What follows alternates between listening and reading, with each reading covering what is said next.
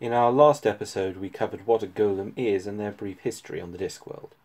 This week we will be looking into the most unique golem-related incident in the history of the Discworld series, the discovery of the surviving golems of the lost city of Now, we will be exploring deep into plot points from the book Making Money here, so if you haven't read it, I'd recommend doing so. You may remember from last time that the city of was where the first and the finest golem makers in history were found.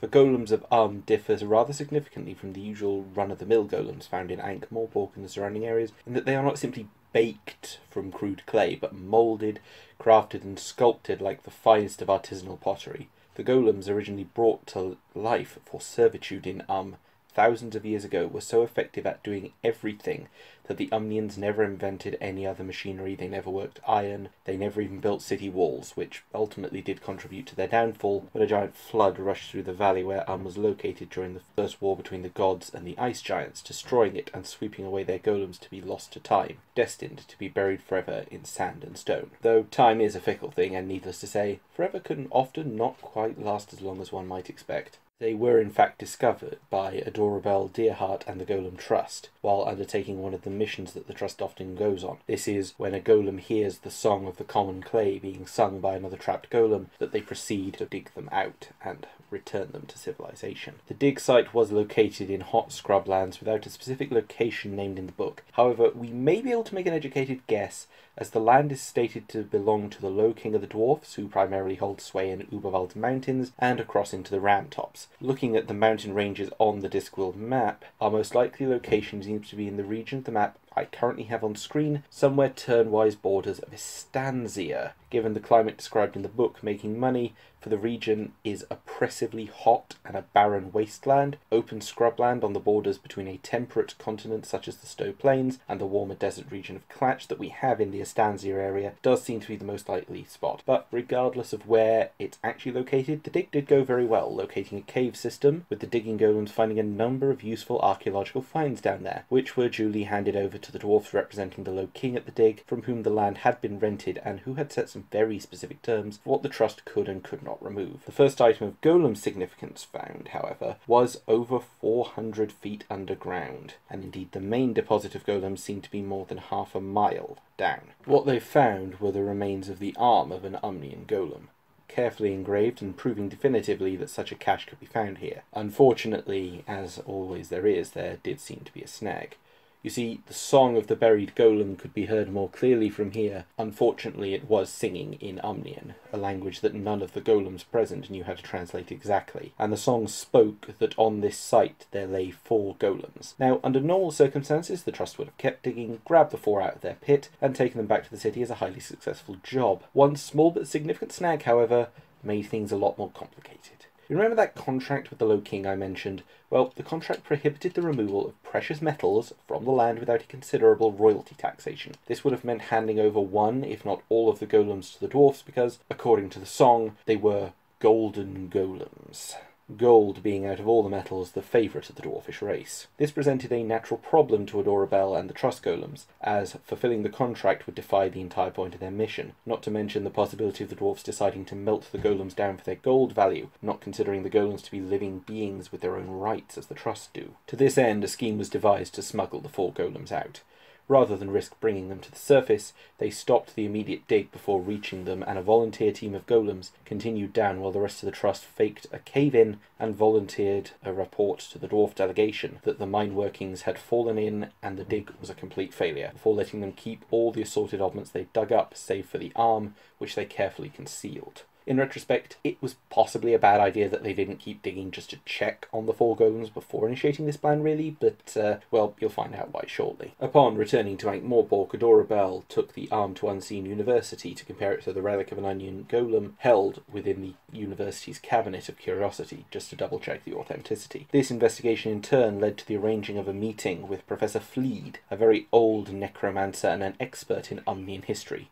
He was, in fact, 300 years old and very much dead, requiring Adorabel and her accompanying fiancé Moister von Litvig to attend a ceremony at the Department of the Department of Post-Mortem Communications to have a chat with the old ghost. During this time, the team left behind at the dig site had dug out the 4 golden golems and brought them out under the sea via a new tunnel in accordance with the plan, making their way to Ankh-Morpork by following the coast. While Fleed did know some Umnian, he was unable to make a better translation of the song than any of the golems had, although he was able to cite the legend that Umnians had indeed made their golems from gold, as they had so much of that which was gold and clay, and those were their only building materials, clothing their priests and golem artificers in gold to align their status symbols within the society of Fleed did, however, take a copy of the translation, and promised to work further on the translation itself, even going so far as to speak with a number of Umnians, and to give Adora Bell a definite answer on the translation. And indeed an answer he did find, but maybe a little bit too late, for even as Fleed, bearing his answer out to find Miss Adora Bell Dearheart in the city, with the aid of the current head of post-mortem communication, Professor John Hicks, and his students by means of a magical summoning circle set up on a tarpaulin and carried around thusly, the golems had already begun to arrive, as people fled in terror from the docks of Morpork. Fleed arrived just in time to rather gleefully deliver his message. You see, it was due to a mistranslation that the golems were thought to be made out of gold, but because of the way the Umnian language works, and because of the value of gold to the Umnians, gold as a word was used as synonymous with many other things. In this specific case, the usage of gold meant 1,000. On the positive side, this meant that the contract had not been broken between the Trust and the Low King.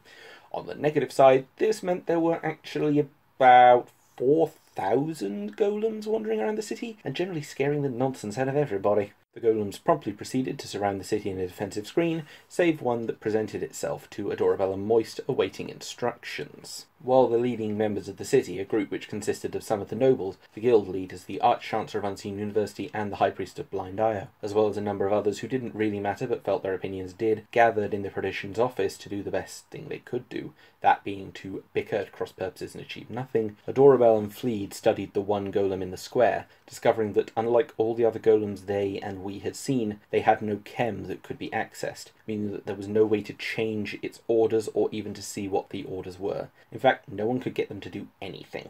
In addition, the new kind of golem had been found among the 4,000, the golem horse, looking like perfect replicas of flesh and blood horses. These creatures with saddles moulded into their backs seem designed to look like and do the accepted task allotted to such equines, meaning that we can probably add the taming and training of real horses to the long list of things Umnians never really bothered with. While the committee of Ankh-Morpork's best, or at the very least loudest, debated on using them as defensives, weapons, a labour force, or possibly just smashing them to kingdom come out of confusion and xenophobia, it was in fact Moist von Litvig who came up with an answer to make them move. As we mentioned before, the priesthood of the class from whom the golems would take their orders, were ritually dressed in gold. Now, Moist von Litvig, being a relentlessly over-the-top showman, owned of course a cloth of gold suit that had become his trademark, as well as a golden top hat which he had recently acquired. While not shaped like the clothes of the priests, this was evidently good enough to fool the golems, who obeyed Moist's orders directly, who promptly marched them straight out of the city, and with the exception of the 24 or so horses, buried them. Now, despite how this sounds,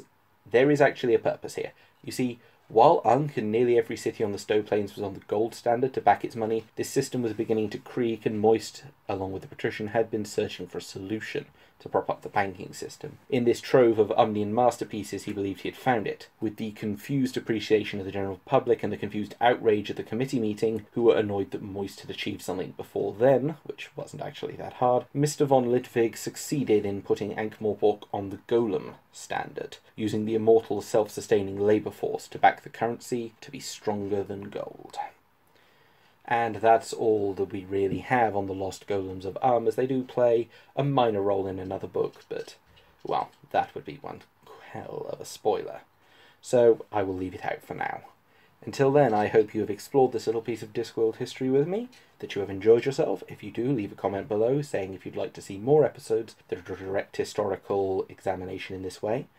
And subscribe to the channel for any more Discworld content. Next time, you can join us for an investigation of the guilds of Ankh-Morpork. Until then, goodbye for now.